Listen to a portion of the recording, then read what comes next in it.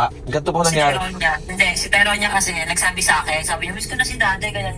Sabi ko, o nga, ako nga din, tatawagan ko na nga sana eh. Kaya tinawagan kita kanina, habang nasa kotse kayo. Sagulat ako, sinagot mo sa akin, kakakasama mo pa lang sila. Eh, umalis ka, kakalublog ko pa lang. Ang tagal kong bumabad sa batag. Diyos ko naman, jowa. Sinusunod ko lang naman yung mga utos mo. Wa, hindi mo po kakalublob nun. Halos kalahati ka na nun eh. Di ba? Hindi. Nakwento rin ba ng panganay natin na inasikaso ko rin siya bago ko umalis? Hindi, alam ko umalis ka na eh. Umalis na ba? Umalis ako sa Teronya? Alam ko kaya na nag-goodbye sa'yo si Daddy. Ang miss ko si Daddy. Sinabi lang na namimiss niya, kaya nga. Pero akala ko kayo na ba siya umalis? Nauna ako nag-goodbye sa'yo, wa. Of course, you're the first. Tapos sinunod ko siya, anak, ganito, ganyan, tulog na tayo, ganon. Tapos nag-goodbye din ako sa kanya. Pagbaba ko, hinanap ko yung bag ko. Bumalik ulit ako pataas, may kita mo sa CCTV yun. Nasa gaming chair ko. Ngayon, kinatok ko pa sila ate kasi nagbakasakali ako na baka gising pa sila. Gising pa sila. So nagpabukas ako ng gate, pinainit ko yung kotse. Ngayon, lumabas ako ng gate natin. Eh since wala tayong sticker, hindi ako makakatagos-tagos per gate. Alam mo naman yun. Walang sticker tong Raptor eh. Nangyari, pumunta ako sa pinaka main gate. Tapos from pinaka sa house natin, malayo yung main gate. From main gate, umiikot pa ako doon sa main road, pati dun sa masikip na daan. Papunta ka lang, Harvey at kay Mikmik na, from gate din ng subdivision nila, dulo din sila. Tapos pagdating namin doon, nag-load kami ng gamit. Tapos yun, pagtawag mo sa akin sakto, palabas na kami ng subdivision nila. Kaya ang tataka lang ako kasi sobrang tagal. Hindi siya sobrang tagal. tagal. Ang dami kong ginawa. Mabilis lang yun, promise. Sabi ko nga sa'yo kung may memory card lang tong itong kotse na to eh. Tapos pinag-iisipan ko pa na nagjajakol ako sa kotse, hindi ko gagawin kaya nga yun. Yung ex ko gano'n, nagjajakol lang sa kotse. Ex mo yun. Kung ano yung trauma mo sa kanya, huwag mong sa akin, hindi ko gagawin sa inyo yun. May mga pinagdaanan at pinagdadaanan si jowa na tanggap ko. Pero there are times na hindi ko naman deserve na pag hinalaan ako ng ganito. Wala naman akong ginagawang masama o ipinapakita sa'yo para maghinala ka. Nagtiteam up pa kayo ni Tyronia dyan parang ang sama-sama akong daddy at ang sama-sama akong partner. Hindi sinabi tayo niya, miss ka na niya. At as tagal mo. Sabi ko ako din, akala ko pabalik ka na. Kaya tumawag ako sa'yo. Hindi. Kaya nga ang sinasabi ko kasi ganyan din yung nakaraan ko eh. Hindi din kasi din po ganun kadali mag-load ng gamit. Tapos hindi rin naman din po ganun kalapit. Kasi nga, ang layo ng inikot ko. Okay. Ang sinabi ko nag-team up kayo yung sinabi mo ang tagal. Yung isa din dyan, ang tagal mo naman dati. Natagalan po ako eh. Ay, natagalan nga daw siya eh. Hindi lang po sa akin, hindi naman po kami nagtitim up ni Mami. Hindi naman po ako nagtitim ng masama sa ideya ni Mami. Asan ba yan? Bakit hindi nagpapakita yan? Ito nga kasi.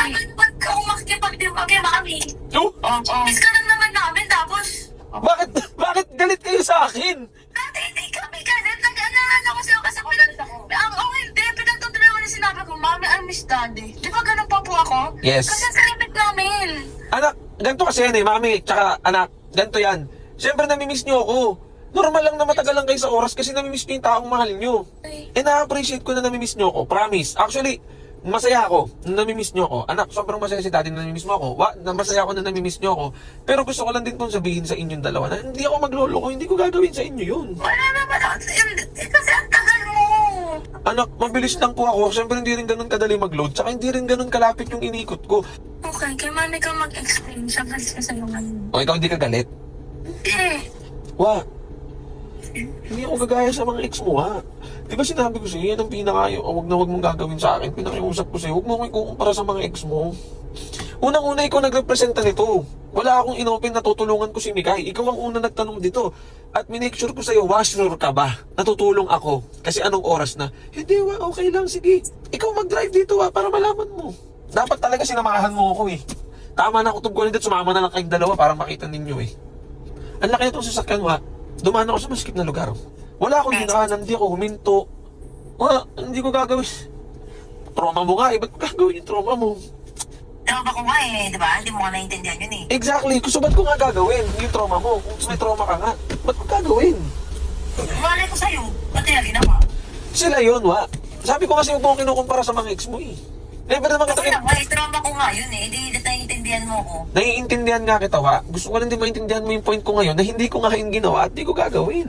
Doon ko na-realize na grabe pala ang trauma sa isang babae kapag niloko mo, no? Kahit anong palit nila ng partner, nakapeklat na yon sa puso nila, na kahit anong mangyari or kahit anong gawin nila ay hindi na nila malilimutan yon. May mga times na masaya sila, pero anytime bigla na lang matitrigger. I really hope sa lahat ng babaeng nagdaan or nagdadaan sa pinagdaanan ng jowa ko na niloko, nasaktan, iniwan, mag-heal kayo. Kahit anong gawin naming mga lalaki, we cannot change your past. Sana mag-heal kayo. At sa mga lalaki naman na nagmamahal ngayon ng may mga past traumas sa relationship, okay lang yan, tol. Mahalin lang natin sila. Hindi sila nakakasakal. Natatakot lang sila na mawala tayo sa buhay nila. Hindi sila emotional. Mahal lang talaga nila tayo. Habaan lang natin yung pasensya natin at huwag tayong mag-focus sa nakaraan. Mag-focus tayo yung sa ngayon, present. Maging grateful tayo na minahal tayo ng partner natin ngayon kahit na dalang-dala sila sa huling minahal nila.